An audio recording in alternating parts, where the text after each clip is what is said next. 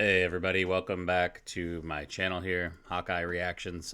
Today, we are going to be reacting to the 9/11 Operation Yellow Ribbon documentary. A lot of you have been asking about this one, and I definitely wanted to check it out for you guys and for myself. I did do the Gander video, and that was absolutely amazing. I'm so thankful for the Canadians that are so welcoming and so heroic, that truly care about their neighbors, as you should. Like when you have neighbors, whether they're your next door neighbor to your house or your state or your country, I feel like we should all be neighbors and get along. And I feel like we could accomplish so much more in this world if we could get along. So I do want to tell all of you Canadians out there that are watching this that I love you, and sorry about our country right now and what's going on, but I'm not going to really get into that right now. That would be a whole nother video. But for now, I'm just going to enjoy this video and this documentary and learn more. Learn all I can about what happened that day. So I'm not exactly sure what Operation Yellow Ribbon is about, but I'm going to find out. So I hope you guys watch this with me. This is a longer one. I'm probably not pausing it too much. It's about 43 minutes long, so I'm going to pause a little bit to give some thoughts here and there, but hopefully you guys watch all the way to the end. I would appreciate it, and even if you got to get up and go to the bathroom or something, you can just leave it going. You probably won't miss too much. If you've already seen this video a bunch, like you probably have, but thanks for bearing with me on this one and learning with me. Yeah, I'm excited. So let's just get into this and learn more about this fateful day, guys. Mentioned earlier that Tom Brokaw had an extremely compelling piece, so without further ado, Tom Brokaw. Al, this devastating earthquake in Chile is a reminder that when one country gets in trouble, it really does depend on the family of nations for help. That's been especially true between this country, Canada, and the U.S., of course. The ties between the United States and Canada are long and enduring, and not just in good times, it turns out. On September 11th, 2001, the people of Canada came to our aid, managing an unprecedented crisis in the skies. They also took care of tens of thousands of displaced passengers who arrived at their doorstep on short notice. This is the story of one small town that didn't get the attention it deserved in the chaotic aftermath of 9/11 in so many ways. It symbolizes the grace and the unselfish spirit of this very generous nation.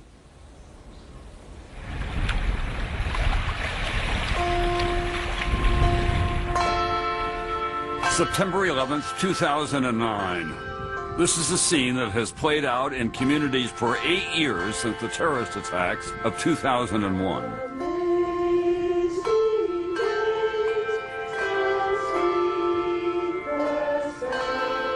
But what makes this ceremony different is where it's taking place.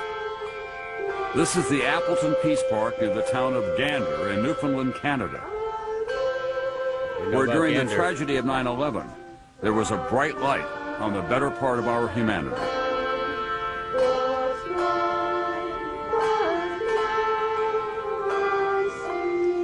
It's a beautiful, beautiful thing that has happened here, and we know that no matter what happens in the world, there are still good people.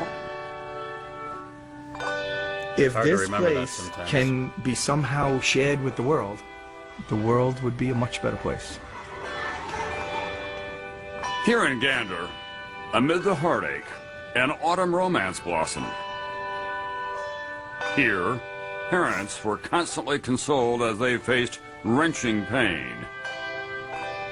Here, thousands of stranded Americans would form a lasting bond with everyday Canadians who acted with admirable, unwavering kindness.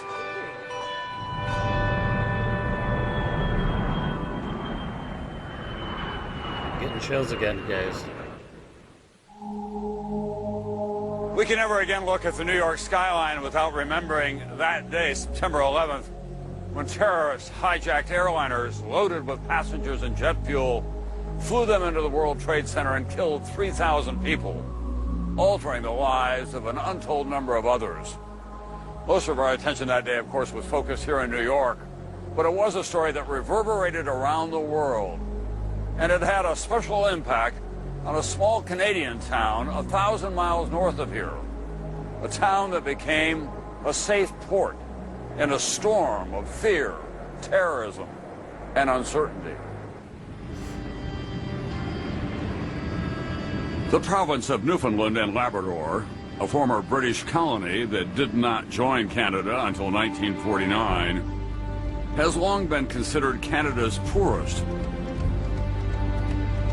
It is largely populated by descendants of Scots and Irish, living simply in often harsh conditions.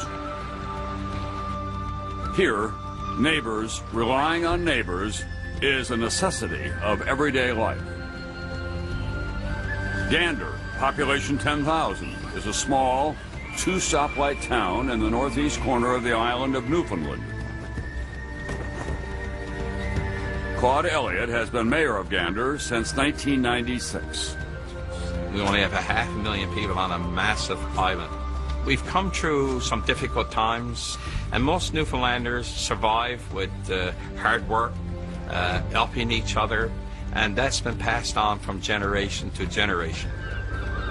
The cold season can come quickly and severely in Newfoundland, but September 11th, 2001 dawns warm and sunny, a typically bucolic day that will be anything but typical as Gander is about to be thrust into the catastrophic events unfolding 1,000 miles to the southwest. Its citizens to be challenged as never before. September 11, 2001 started as a normal day in Gander. While we were having coffee, someone said there was a plane that crashed in New York in one of the Twin Towers. We had complaints of speeding on Airport Boulevard. It's the only 4-lane road that we have, and I was parked in front of the curling club. I had my car radio and I heard what was going on.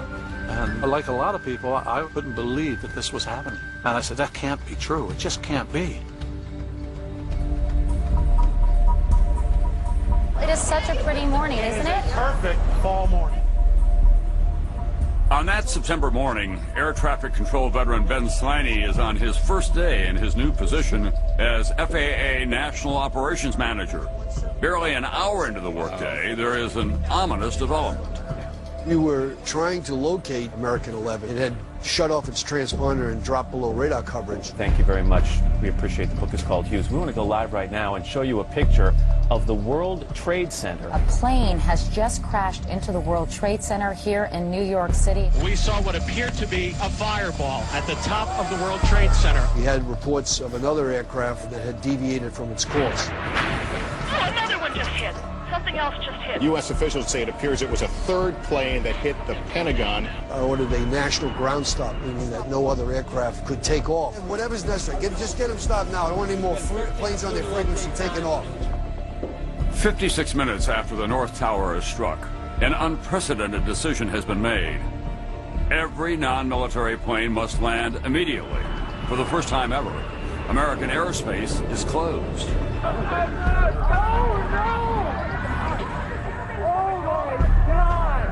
This is war. This is a declaration and an execution of an attack on the United States. The only way to really sort the situation out was to land everyone in our airspace. The FAA now says that all international flights headed for the United States are being diverted to Canada.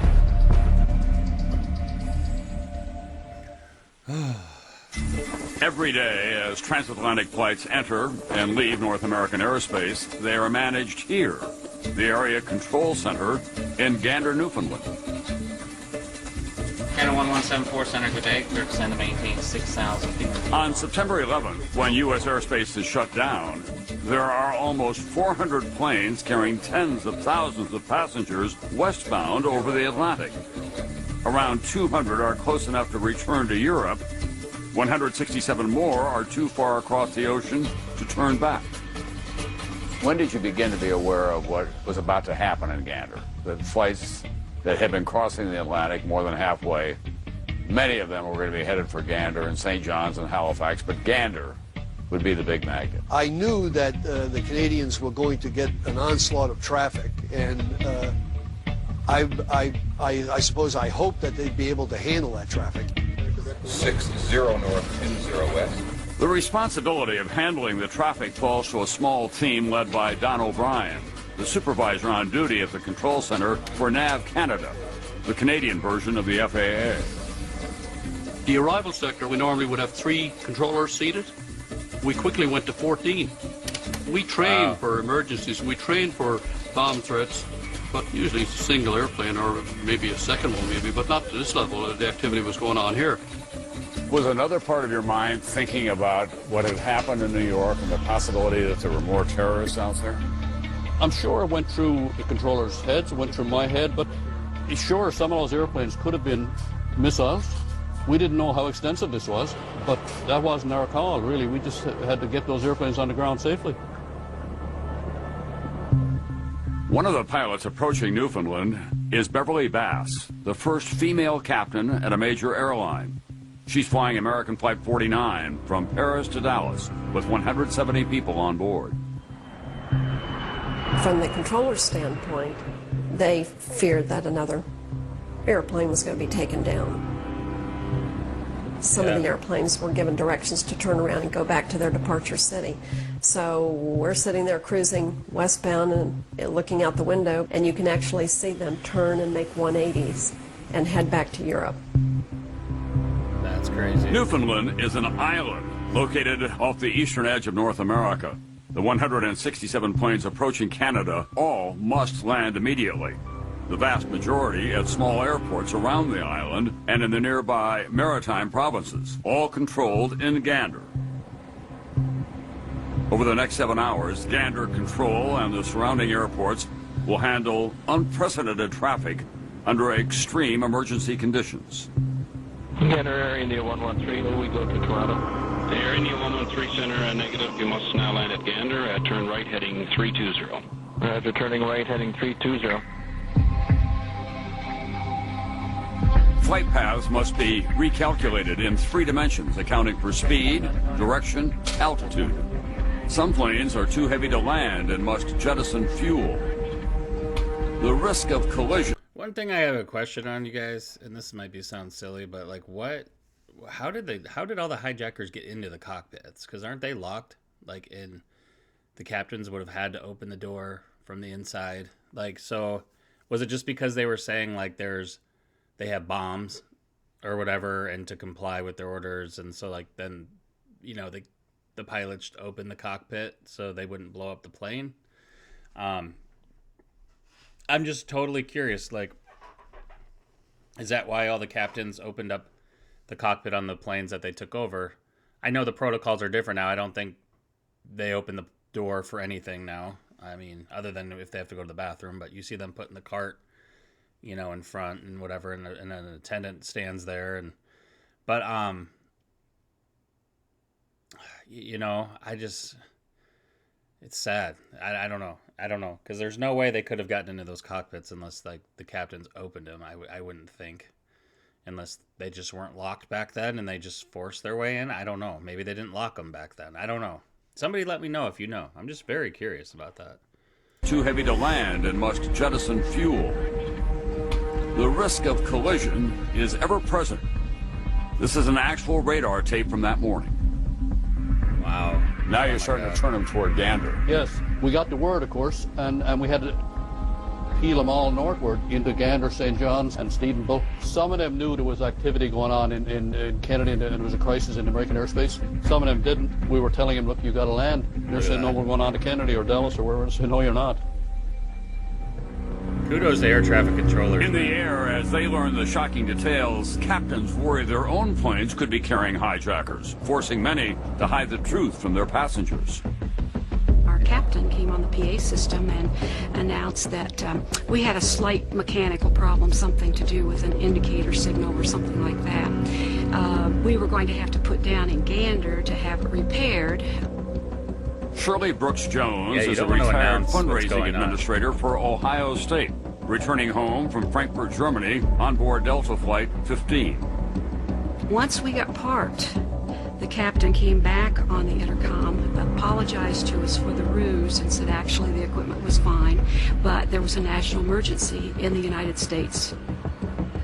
3 aircraft that we know of were commandeered. One was crashed into each of the World Trade Center towers in New York City, and another was crashed into the Pentagon outside Washington, D.C. Apparently some type of what would appear to be maybe a terrorist activity or hijacking has occurred with airplanes which apparently have impacted the World Trade Center in New York City.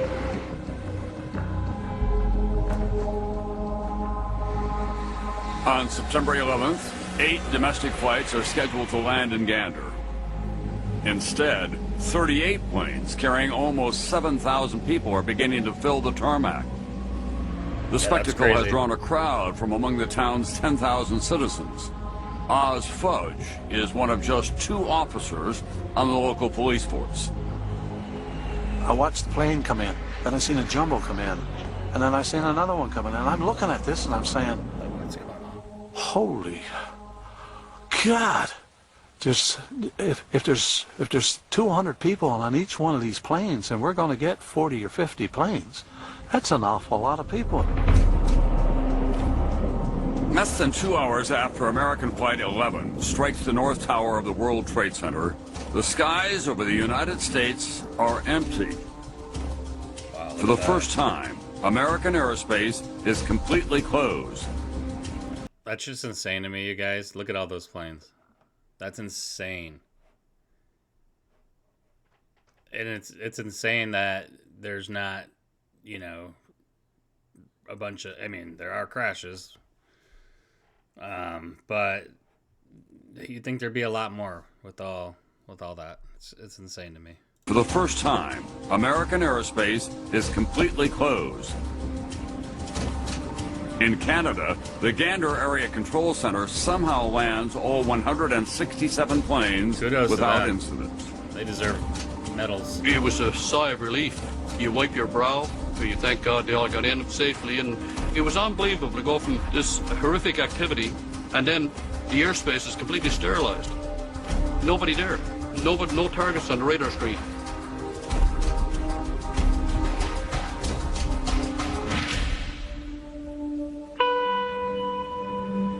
Here in New York, the sad task of the search for the survivors and the victims goes on and on. In New York, citizen volunteers are flooding toward Ground Zero as emergency workers search for survivors. 1,000 miles from the destruction, the 10,000 residents of the peaceful Canadian town of Gander, with virtually no time to prepare, must also respond with countless acts of generosity, providing food and shelter for thousands of frightened passengers, strangers who have suddenly arrived at their door. Among the stranded, far from home, are the parents of a New York City fireman. Not knowing if their son is at Ground Zero, Hannah and Dennis O'Rourke fear they may never see him again.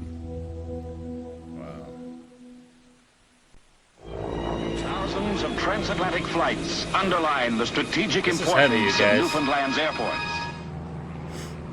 Gander was an airport before it was a town. In the late 1930s, British and American military officials chose this site on the eastern edge of the continent to build the largest airport in the world.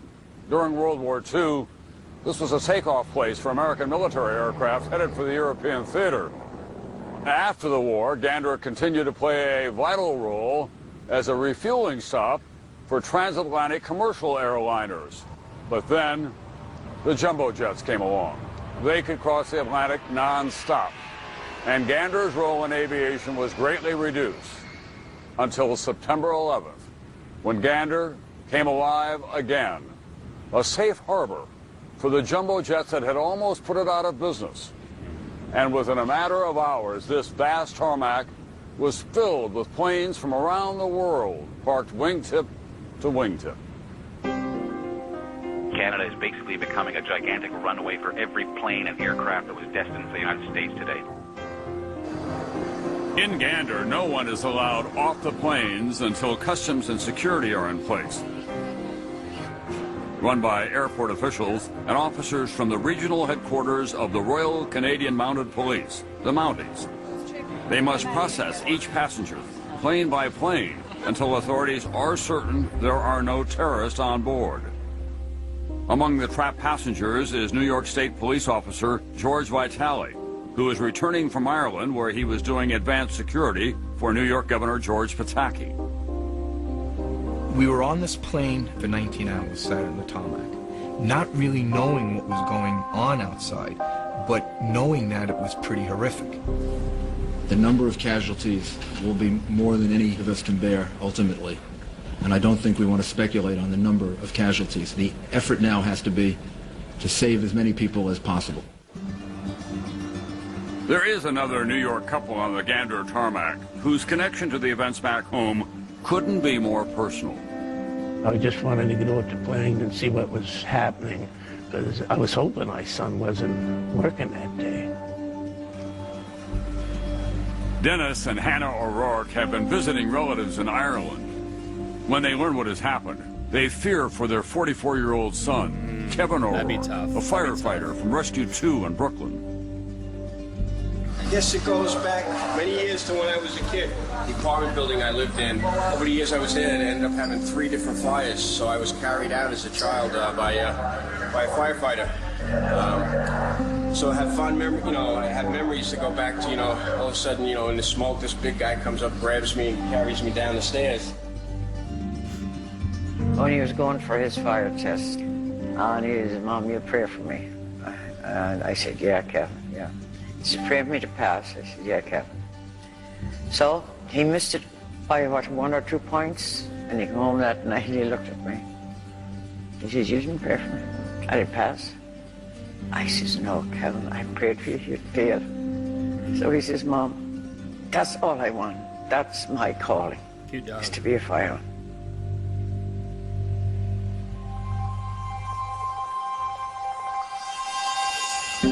While the desperate rescue operation continues in New York, Gander begins the process of absorbing all those passengers. So many that in a matter of hours they will nearly double the local population. Now, Gander is a town of barely 10,000 people. There was over 6,000 of us. Now, if you extrapolate the numbers, New York City is 8 million people, so what's that? 6 million people showing up on your door saying, "Okay, we're here, do something." The painstaking process of registering and removing each passenger continues through the night. Finally, we're free, we're free. We're on the ground after more than 24 hours. We have no idea where we're going, but we're going. It is not until noon on Wednesday, September 12th, when the last passengers are finally allowed into the Gander terminal. They are exhausted and confused, most not knowing where in the world they have landed. We're going to bus you into Gander, which is just a few minutes away. We're not sure when the FAA is going to open up the United States to travel again. The Department of Transportation in Canada has all air traffic in Canada shut down right now. When you see the footage of what has happened, you'll appreciate why things have been done the way they are.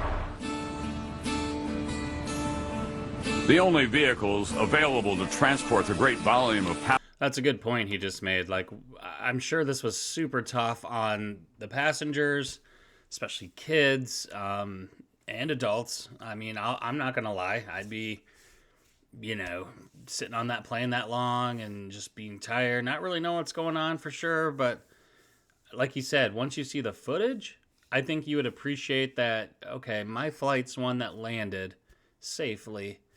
I'm alive. At that point, I would just be thankful to be alive and be like, wow, that could have been me. That could have been our plane. That's the way I would look at it. I know it'd be tough in the moment, though. None of us can lie about that. I don't like being stuck on them. I think we got stuck on a plane once for like an hour, like for some maintenance thing they had to fix, and that was more than enough for me to be very uncomfortable and anxious and ready to go. But yeah, that was a great point he made. I'm sure most of them were thankful after this, especially after they knew kind of really the scale of everything of what was going on. So yeah, That's a good point. Very good point. The only vehicles available to transport the great volume of passengers from the airport are school buses, and the local bus drivers happen to be on strike. Oh. We were told at the time we got a crisis on our hands, and the strike never came into effect whatsoever. All the bus drivers came back, everyone. Nice. And we all came back, and we did our job.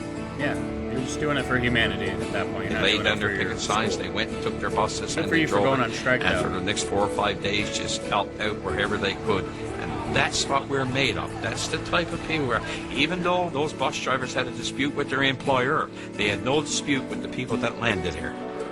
We'll do the best we can to look after this. If there's anything you need, anything at all, I mean anything, just ask, and you will be taken care of, bottom line, okay? Make it as comfortable as possible. As passengers arrive in town, the locals rush to meet them with home-cooked meals. Among them is lifelong Gander resident Beulah Cooper, an organizer at the Canadian Legion Hall.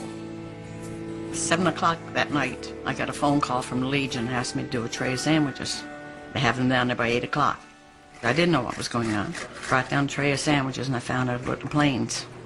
Your heart went out to each and every one of them. Because the first thing you do is put yourself in their shoes and know how you would feel. Currently there are thousands of people in Gander and surrounding area that need your help. Please come to their assistance, lend a hand, lend a meal, offer your services wherever possible. Passengers are not allowed to remove their check bags from the plane, so the clothes on their backs and in their carry-ons may be all they'll have for days. Ganderites respond, donating clothing and opening their shops free of charge.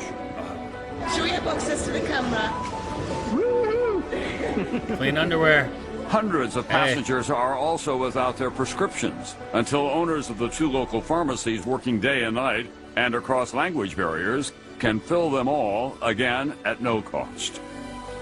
They were able to go into the stores and just take items off the shelves. I'm not even sure they had to pay for them. The people were so accommodating in Gander. This is our cook. Our chef. Our chef. Oh, your chef. Even with all the kitchens firing around town, the local citizens cannot possibly feed 7,000 people. The Red Cross and Salvation Army send additional food and supplies, fueled by donations from throughout Newfoundland. I can't thank everybody enough. It's been brilliant. Everyone seems to have pulled together, you know. It's amazing where all the stuff has come from. So amazing. The community center is also acts as a ice rink, and we've stored all the food on the ice surface. I remember seeing and that we became story. known as the largest walk-in refrigerator in the country. Probably in the world. Another problem. Gander has only 500 hotel beds for almost 7,000 unexpected guests. Local schools, churches, and Legion halls must be converted into makeshift dormitories filled with sleeping bags, blankets, and cots. It is only as the passengers are settled around Gander that they see for the first time images of the devastation back home. There's the plane. You can't miss that.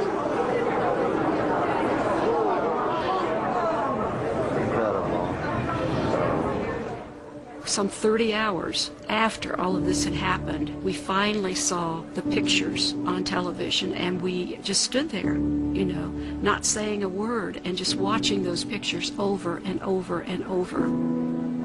I think a lot were in shock. You could see that look in their faces of total lost. We don't know what's happening. They're in a place called Gander. Their country has been attacked. They're talking thousands of people that may have perished. What's happening? What is happening here? I apologize to the families of people that are lost right now. We have lots of families seeking information about who was in the World Trade Center. Did they get out? Didn't they get out? Are we able to recover them? Aren't we able to recover them? And we don't know the answers to all of those questions yet.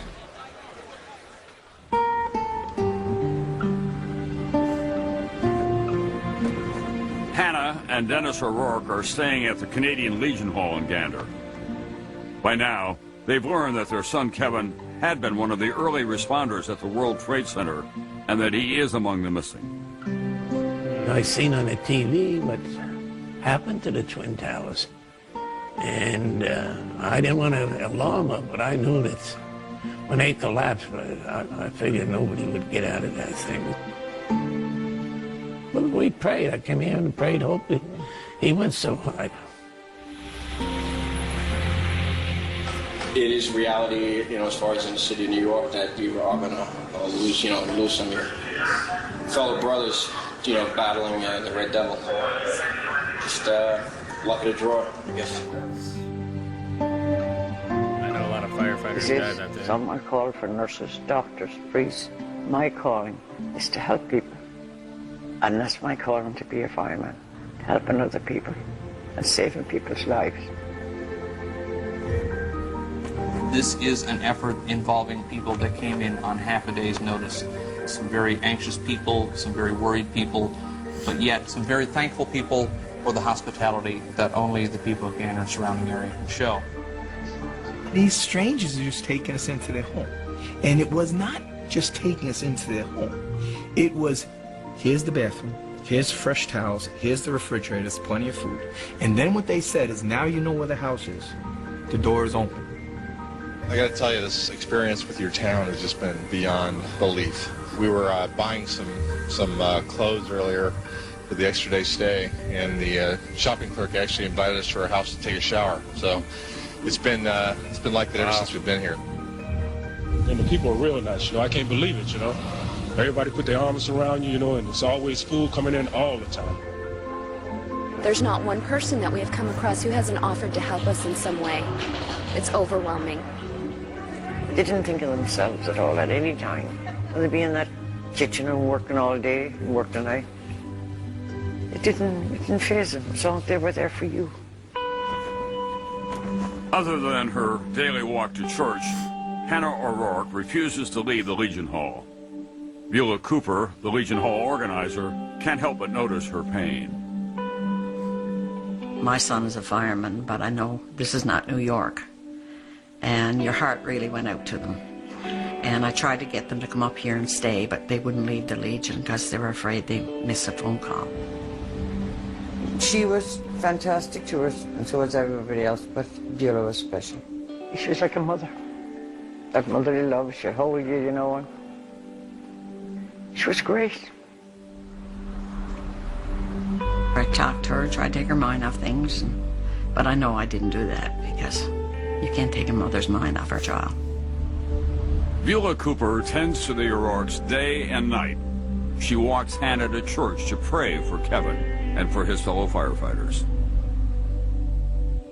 The community, the love that they have, you could feel it every place around, They keep telling you, keep faith, he'll be fine, you'll find him, he'll find his way out. I says, if anybody can, Kevin will, So, it was in God's hands.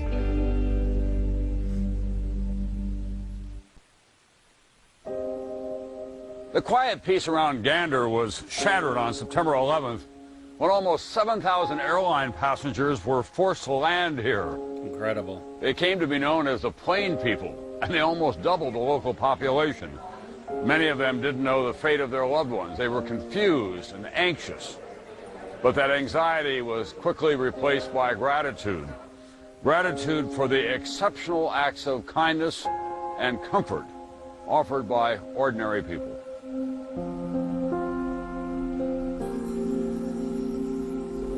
When we were stranded here, we were very vulnerable, but everyone made us feel so loved and at home and comforted. Everybody just put everything on hold to take care of us. Diane Kershke of Houston is traveling home alone after visiting her son's family in Huntington, England. In Gander, she has met another passenger from Continental Flight 5. His name is Nick Morrison, a button-up oil industry engineer from Worcester, England, on his way to Texas for business. Originally scheduled to fly on September 10th, his company had postponed his trip by one fateful day at the last minute. That's where I first saw Diane, which was over here. She was sat on an army cot all on her own. There were a bunch of other women over there. There was something in the order of 90 people here. life, you're on a treadmill, you get up, you go to work, you come home, you get up, you go to work, come home. And you perhaps don't have time to stop and examine where you are. And all of a sudden, you're plucked out of this everyday life for 4 days. And yes, you do get a chance to examine where you are and where you want to go. U.S. airspace reopens on Thursday, September 13th. Over the next 3 days, the Gander Airport once again becomes a swarm of activity. Around town, the schools and Legion halls begin to empty. Our community had a sense of sadness because they didn't know if they were ever going to see, and probably never will see, a lot of those people again. But there was also a lot of friendships developed from it. So there was a sense of sadness, but a sense of relief that I did something good to help those people. We rode on a school bus to go back to the airport to leave. And of course I had already been crying because we were leaving the people that we'd met here. And Nick was trying to comfort me, and he was going to kiss me on the forehead. And well, I didn't think about him being a gentleman and kissing me on the forehead. I thought he just missed my lips. So I just grabbed him and kissed him on the bus.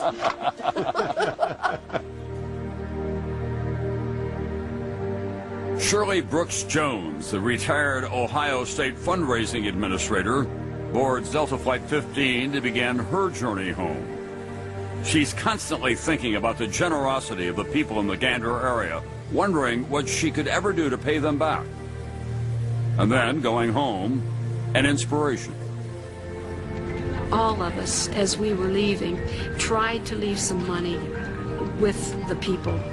And they wouldn't take it. They'd just look at us and they'd say, no, you do the same for us. Once the flight is airborne, Brooks Jones asked the pilot if she can make an announcement. A request, really, for passengers to donate money toward a scholarship fund for graduates of Lewisport Collegiate School, where so many have spent their days in Newfoundland. Several of the men went around, picked up the pledge sheets, counted up how much the people from all over the world had pledged, and they had pledged something over $15,000 U.S.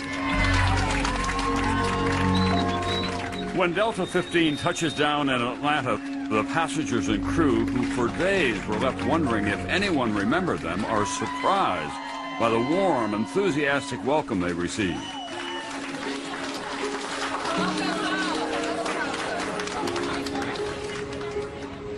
After 4 stressful days spent tending to her passengers, Man, to feel united again, and with the thought of nice. 2 hijacked American Airlines flights still fresh in her mind, Captain Beverly Bass recalls the moment she arrived home in Dallas. So we're rolling down the runway. I'm looking straight ahead, and I put the airplane into reverse. And it's the first chance I've had to look to the right, and that's when I saw the American flag. That was it.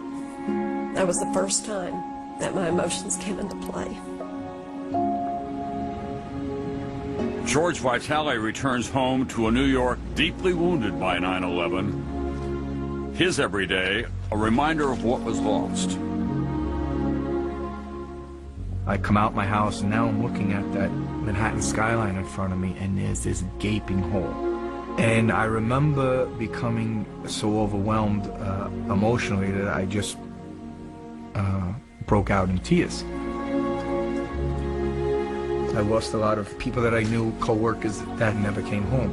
I have sometimes guilt because my experience was so warm. Survivor's guilt. It's a real I've thing. made lifelong friends.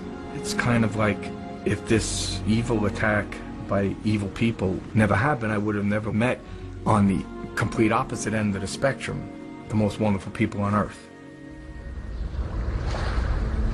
The O'Rourkes finally arrive home on Saturday afternoon, 4 days after they were diverted to Gander.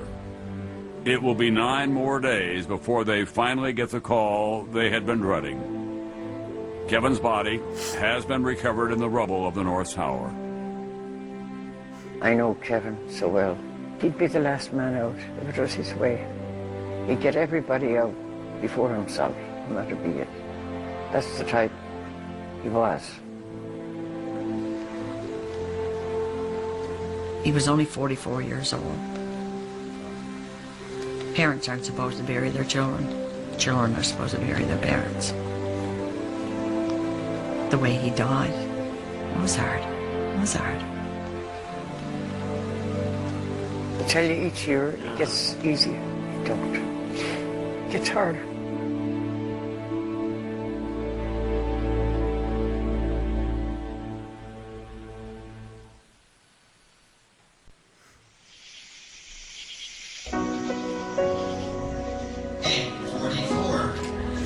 The regular Bingo! rhythm of everyday life in Gander returns quickly following that extraordinary week in September. Schools are schools again. Churches fill on Sundays. Legion halls open their doors. But the bonds forged in that short time endure to this day. Good. Shirley Brooks Jones has returned 17 times to give back to the people who were so generous to her.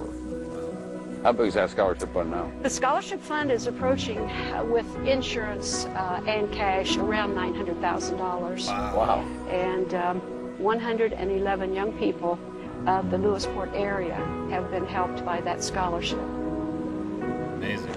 Last spring, Stacy Hoff is one of 12 Lewisport seniors awarded a Delta 15 scholarship. And as it comes to no surprise, I'm sure, that the graduate of the year for 2009 is Stacy Hoff. She is now a freshman at Memorial University in St. John's, Newfoundland. I was proud. I was proud not only to receive the scholarship, I was proud of my community for what they have done. Well, the folks around here changed your life, but you changed their life as well. Yes, we've become very, very close. They're my second family, really. The Gander experience also forms a new family. After their impulsive goodbye kiss, Nick Marson and Diane Kershke, living an ocean apart, continue to phone and write each other. He visits her in October 2001 and again in December, and ultimately arranges to be transferred to the Houston office. On September 7th, 2002, they are married, and for their honeymoon, they return to Gambo, the village near Gander where they met. The community welcomes them back with a song written just for them. That's cool. Oh, I bet you You met in Gambo, a little town in Newfoundland.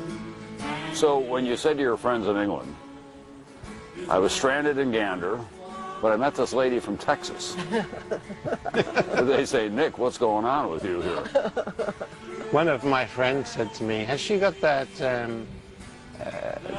Texas twang? And I said, yes. And you still love her? That's That would forever change your destiny.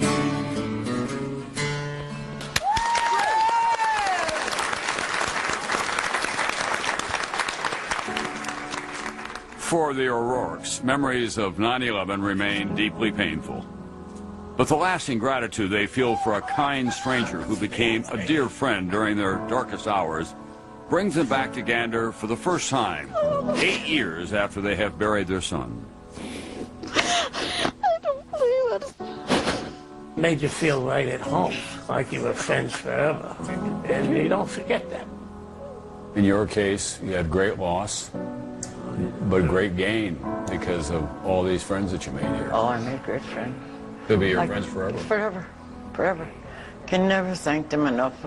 It's unbelievable what these people have done. The love that's here. Everything, you know. It's just unbelievable.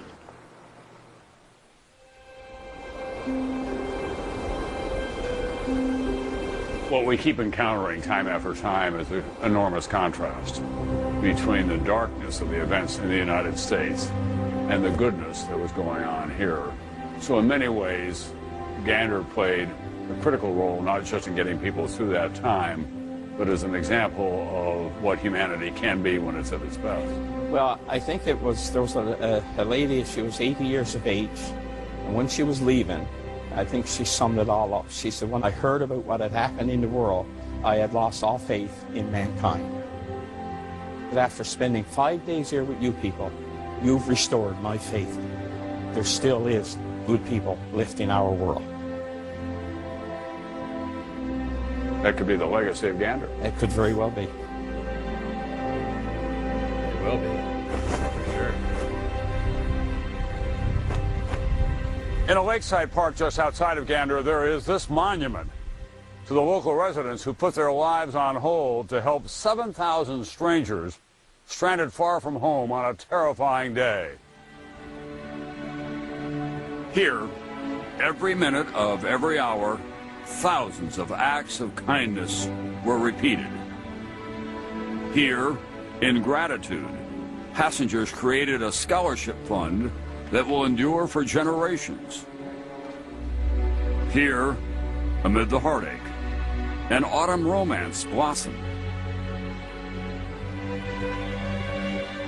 Here, parents were consoled as they faced the prospect of the loss of a son at ground zero. Amid so much savagery, so much confusion, the people of Gander and Canada were a glowing reminder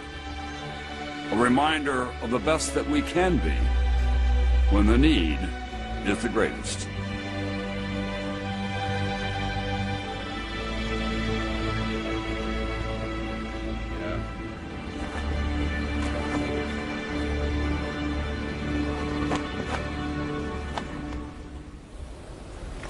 And Kevin O'Rourke, the firefighter from Rescue 2 in Brooklyn who was lost in the World Trade Center last November, his daughter gave birth to a son. So now Dennis and Hannah have a great-grandson. Now his name is Kevin, so he lives on. If you ever need your faith restored in human kindness, that should be compulsory viewing. Well, it's a great place. I love Newfoundland and Labrador. I've been up there fishing, and they're just very representative of the people. It's a harsh land, and they settled it a long time ago. And as they say to us, this is how we get along here. We help each other out. And frankly, they didn't understand what the fuss was all about. They kept saying to me, why are you doing this story? This is just how we live our lives. So it is, I think, during a troubled time in America, a reminder of how people and communities, even across borders, can help each other. How many places on Earth could that have happened in? Well, I don't know. I think that the best of humankind comes out during a tragedy. So I think it's, we see that in this country. We see it in where I go in undeveloped parts of the world where people will respond very quickly. We saw it in Haiti. It's going on right now in Chile, I'm sure, today during this great devastation. It's just sad that it takes a tragedy to bring people together in that fashion. So that's a very good symbol for the rest of the world to look at, Gander. There were not too many beautiful stories that came out of that terrible Tuesday in 2001. No. That was one of them. Well, the other thing that we felt strongly is that not enough Americans knew about it. And because of the chaos after 9/11, we were consumed, understandably, with trying to put our country back together again. And so when I got up there, I was vaguely aware of the dimensions of it, but not nearly to the degree that we discovered that it played out over a long period of time, and the passengers remain grateful to this day. Compelling. Thank you, Tom. Okay. Tom Brokaw. We'll get back to speed skating, the medal races, and mentioned earlier that. Yeah, that story will live on forever in everyone's mind that knows, and Gander will always be known as an amazing place. And I would go out on a limb and say there probably wasn't too many other places that could have happened, where everyone would pull together like that community did for everybody. They were almost honored to be able to do that for them, So I don't know, I'm very grateful and thankful for them and for the hospitality, and even to this day, and yeah, hopefully one day, we can have some moments like this, but hopefully it doesn't take like a tragedy, a tragic event to happen in order to come together. But I don't know if we'll see that day or not in our lifetime. I don't know. It's hard to be positive right now with everything going on in this world and country, but we're going to just keep trying to stay positive as much as we can and chug along, you guys. And that was an amazing story, and I can see why so many of you wanted me to react to this one. You know, I reacted to the Gander one, which was shorter, but this one had more information, more interviews, more stuff going on with it, so very grateful to watch this one as well. And I'm so thankful for that scholarship that was set up. I think that's amazing. So cool that a relationship was formed out of that and everything. And I still hope to this day there's some friendships, you know, between everybody somehow, some way. That would be really cool if they all stayed in touch. You know, easier nowadays with, you know, with technology and stuff probably, but man, what a story. Gander is a hero. That community will forever be a saint in my mind, and I'm sure in many Americans' minds and others. You know, there's other foreign people there too from other countries, not just Americans that came over on those planes, you know. So I'm sure they're forever grateful as well. And yeah, we'll never forget, you guys. We'll never forget. So please give this video a like if you can, and subscribe if you're new to the channel. And let me know what you think about this video in the comments, you guys. And I'll just see you on the next one. I love you. Bye.